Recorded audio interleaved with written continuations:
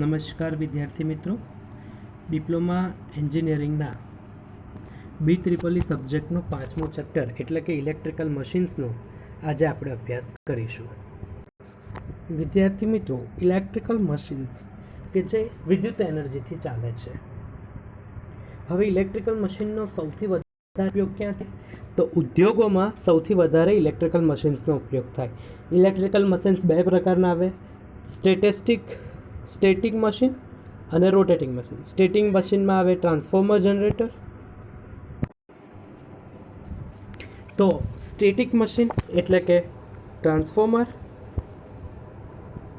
અને rotating machine એટલે કે જનરેટર અને મોટર. હવે આ ચેપ્ટરની અંદર આપણે સાનો અભ્યાસ કરીશું. તો આ ચેપ્ટરની અંદર આપણે ડીસી જનરેટરનું EMF ઇક્વેશન, ડીસી જનરેટરના પ્રકાર, ડીસી જનરેટરના ઉપયોગો, એસી જનરેટર એને અલ્ટરનેટર પણ કહેવામાં આવે છે, તો એનો અભ્યાસ કરીશું. પછી સ્થિર ચુંબકીય ક્ષેત્ર તથા ફરતું આર્મેચરનો અભ્યાસ કરીશું. પછી સ્થિર આર્મેચર હોય અને ચુંબકીય ક્ષેત્ર ફરતું હોય તેનો અભ્યાસ કરીશું. 3 phase induction motor, squirrel cage induction motor, slip ring induction motor અથવા તો wound rotor induction motor, squirrel gauge અને સ્લિપ રિંગ ઇન્ડક્શન મોટર વચ્ચેની સરખામણી અને એનો ઉપયોગો, આ બધા ટોપિકનો આપણે આ ચેપ્ટરની અંદર અભ્યાસ કરીશું. તો સૌપ્રથમ જોઈએ મોટર. તો જનરેટર શું કામ કરે? તો મિકેનિકલ એનર્જીનું ઇલેક્ટ્રિકલ એનર્જીમાં જે કન્વર્ઝન કરે એને આપણે જનરેટર કહીએ છીએ. 10મા ધોરણમાં આવતું હતું કે વિદ્યુત જનરેટરનો સિદ્ધાંત લખો, તો આપણે એમ કરતા હતા કે યાંત્રિક ઉર્જાનું વિદ્યુત ઉર્જામાં રૂપાંતર કરે એને જનરેટર કહેવામાં આવે છે. જનરેટરનો સામાન્ય સિદ્ધાંત આપણે આવો લખતા હતા કે યાંત્રિક ઉર્જાનું વિદ્યુત ઉર્જામાં રૂપાંતર કરે. તો એના પ્રકાર કયા? તો ડીસી જનરેટર, એસી જનરેટર. ડીસી જનરેટરની અંદર પણ પ્રકાર આવે. કેવા એના પ્રકાર આપણે આગળ ભણીશું કે separately excited generator, self excited generator. પછી સેલ્ફ એક્સાઇટેડની અંદર પાછા 3 પ્રકાર આવે: shunt generator, series generator, compound generator. પાછા કમ્પાઉન્ડ ડીસી જનરેટરના 2 પ્રકાર આવે: કોમ્યુલેટિવ કમ્પાઉન્ડ અને ડિફરન્શિયલ કમ્પાઉન્ડ. એટલે આનો ખાલી આપણે અભ્યાસ કરવાનો છે. હવે આપણે વાત કરીએ મોટર. 10મા ધોરણમાં મોટર વિશે પણ ભણવાનું આવતું હતું. તો મોટરમાં શું કહેતા હતા આપણે? કે વિદ્યુત ઉર્જાનું યાંત્રિક ઉર્જામાં જે રૂપાંતર કરે તેને આપણે વિદ્યુત મોટર કહીએ છીએ. વિદ્યુત મોટરના કેટલા પ્રકાર આવે? તો AC motor, DC motor, 3 phase motor, squirrel cage induction motor, slip ring induction motor. આ બધા શાના આવે? મોટરના પ્રકાર આવે. હવે આપણે જોઈશું ડીસી જનરેટર. ડીસી જનરેટર એટલે શું? તો ડીસી જનરેટર મિકેનિકલ એનર્જીનું ડાયરેક્ટ કરંટના રૂપમાં એટલે કે ઇલેક્ટ્રિકલ એનર્જીમાં રૂપાંતર કરે છે. તો ડીસી જનરેટર વિશે આપણે ભણી ગયા કે મિકેનિકલ એનર્જીનું શામાં કન્વર્ઝન કરે? ઇલેક્ટ્રિકલ એનર્જીમાં. તમને એક માર્કના જે પ્રશ્ન આવે છે એમાં કદાચ પૂછી શકે કે ડીસી જનરેટરનો સિદ્ધાંત લખો.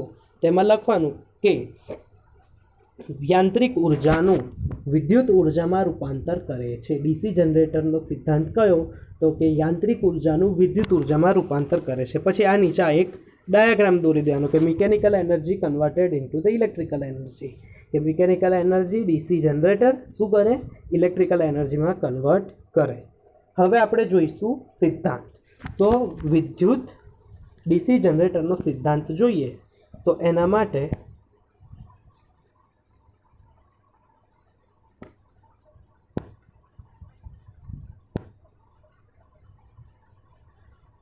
આ N ટાઈપ અને આ S ટાઈપ 2 ચુંબકના ધ્રુવ છે. એની વચ્ચે હું કોઈ એક કોઇલ મૂકી દઉં છું, બરાબર? A, B, C અને D નામની વિદ્યુત પ્રવાહ વહે છે, ચુંબકીય ફ્લક્સ. તો જો શું છે કે આકૃતિમાં દર્શાવ્યા પ્રમાણે ચુંબકીય કોઇલ છે. કઈ? A, B, C, D. A clockwise દિશામાં ફરે. આ ક્લોકવાઇઝ દિશા થશે. ક્લોકવાઇઝ દિશામાં ફેરવવામાં આવે છે. ત્યારે AB જે છે, આ જો અત્યારે આમ સિચ્યુએશનમાં છે, ફરશે એટલે શું થશે? કલર બદલો. તો એ આટલું રોટેશન આવશે ક્લોકવાઇઝ દિશામાં. એવી રીતના આખું ફરશે તો શું થશે એ ચુંબકીય ક્ષેત્ર શું કરશે, અહીંયાથી આમ કટ કરશે. શું કરશે? ચુંબકીય ક્ષેત્ર કટ કરશે. જ્યારે પણ આ ચુંબકીય ક્ષેત્ર કાપે છે ત્યારે બંને વાહકમાં EMF ઇન્ડ્યુસ થાય છે, એટલે કે વિદ્યુત ચાલક બળ પેદા થાય છે. શું પેદા થાય છે? વિદ્યુત ચાલક બળ પેદા થાય છે. આ વીજ ચાલક બળ એટલે શું? તો આ વીજ ચાલક બળ E is equal to BLV. બી એટલે કે ફ્લક્સ ડેન્સિટી. ફ્લક્સ જે કપાય છે, આ જે ફ્લક્સ છે, આ ફ્લક્સ શું થશે? કપાશે. તો એ ફ્લક્સ ડેન્સિટી શામાં આવશે? ટેસ્લામાં. પછી એલ એટલે કે વાહકની લંબાઈ. ABCD જે કોઇલ મૂકી છે એની લંબાઈ કેટલી છે એ. અને વી એટલે કે વાહકની ગતિ, કેટલી ગતિથી, કેટલી સ્પીડમાં એ ફરે છે. તો E is equal to EMF એટલે કે વીજ ચાલક બળ, અને BLV એટલે કે ફ્લક્સ ડેન્સિટી ટેસ્લામાં, L એટલે કે વાહકની લંબાઈ, અને V એટલે વાહકની ગતિ.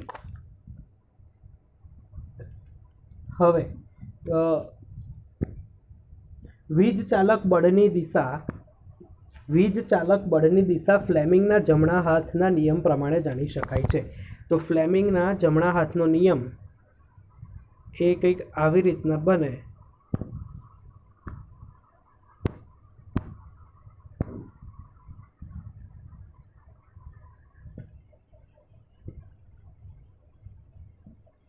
આવું કંઈક બને. આ અંગૂઠો, આ પહેલી આંગળી અને આ બીજી આંગળી. તો શું થશે કે ફ્લેમિંગના જમણા હાથના નિયમ પ્રમાણે આપણે વીજ ચાલક બળ એટલે કે EMF કઈ દિશામાં વહે છે તે આપણે જાણી શકીએ છીએ. તો જમણા હાથની પહેલી આંગળી, વચલી આંગળી અને અંગૂઠા એકબીજાને લંબ એટલે કે ત્રણેય એકબીજાથી કેવા અંતરે હોય? 90ના ખૂણે પડે. તો જો આ લંબ છે, આ લંબ છે, બરાબર. હવે જમણા હાથની પહેલી આંગળી ચુંબકીય ક્ષેત્રની દિશામાં. તો આ જે છે એ શું બતાવશે? ચુંબકીય ક્ષેત્ર. અંગૂઠો એ આપણને શાની દિશા બતાવશે? વાહકની દિશા, કે કઈ દિશામાં જે કોઇલ છે એ ફરી રહી છે. અને વચલી આંગળી જે છે એ આપણને શું બતાવશે? વિદ્યુત ચાલક બળ એટલે કે EMFની દિશા આપણને બતાવે છે. તો હવે આકૃતિમાં જુઓ, તો આકૃતિમાં દર્શાવ્યા પ્રમાણે કોઇલ ક્લોકવાઇઝ દિશામાં ફરે છે ત્યારે શું થશે? વાહક AB નીચેથી ઉપર જશે. આ ભાગ શું થશે? આ ભાગ અહીંયાથી આમ જશે અને C અને D ક્યાં આવશે? નીચે આવશે. ત્યારે વીજ ચાલક બળની દિશા A થી B તરફ હોય, જ્યારે વાહક C થી D તરફ જાય છે ત્યારે વીજ ચાલક બળની દિશા C થી D તરફ રહે છે. BC જે છે, વાહક B અને C એ ચુંબકીય ક્ષેત્રને કેવી સમાંતર ગતિ કરે છે. ચુંબકીય ક્ષેત્ર આમ છે તો B અને C ની ગતિ પણ કેવી છે? એની દિશામાં છે. એટલે કે કેવી ગતિ કરે છે? સમાંતર ગતિ કરે છે. એનાથી ચુંબકીય ક્ષેત્ર કપાતું નથી, એટલે કે એ EMF પેદા નહીં કરે. EMF ક્યારે પેદા થશે? જ્યારે A થી B અને C થી D ની મૂવમેન્ટ થશે ત્યારે. B થી C ની મૂવમેન્ટ થશે તો EMF કપાશે, અરે ફ્લક્સ કપાશે નહીં. ફ્લક્સ નહીં કપાય તો EMF પેદા થશે નહીં. તો આ હતો DC જનરેટરનો સિદ્ધાંત. શું છે? ફરી એક વખત આપણે જોઈ લઈએ કે ચુંબકીય ક્ષેત્રમાં મૂકેલા વાહક તાર અથવા તો વાહકનું ગૂંચળું એ ચુંબકીય ક્ષેત્રમાં મૂકેલું કોઇલ એટલે કે વાહકનું ગૂંચળું જ્યારે એ ફેરવવામાં આવે છે ત્યારે તેમાં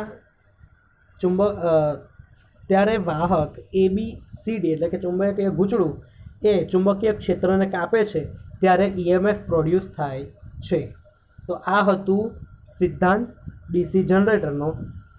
હવે પછીના વિડીયો લેક્ચરમાં આપણે એના કન્સ્ટ્રક્શન એટલે કે રચના વિશે અભ્યાસ કરીશું. રચનાની અંદર શું આવશે? ફિલ્ડ સિસ્ટમ અને આર્મેચર સિસ્ટમ.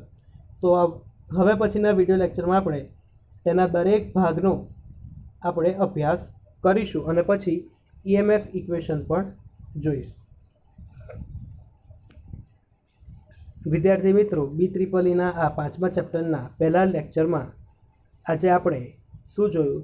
તો એનો સિદ્ધાંત જોયો. ઇલેક્ટ્રિકલ મશીન્સ એટલે શું? તો ઇલેક્ટ્રિકલ મશીન્સમાં શું આવે? Transformer, static device, generator, motor. તો એ રોટેટિંગ ડિવાઇસમાં આવશે. આ ચેપ્ટરમાં આપણે જનરેટર અને મોટરનો અભ્યાસ કરવાનો છે. આજે આપણે DC જનરેટરનો સિદ્ધાંત જોયો. હવે પછીના વિડીયો લેક્ચરમાં આપણે DC જનરેટરની રચના જોઈશું.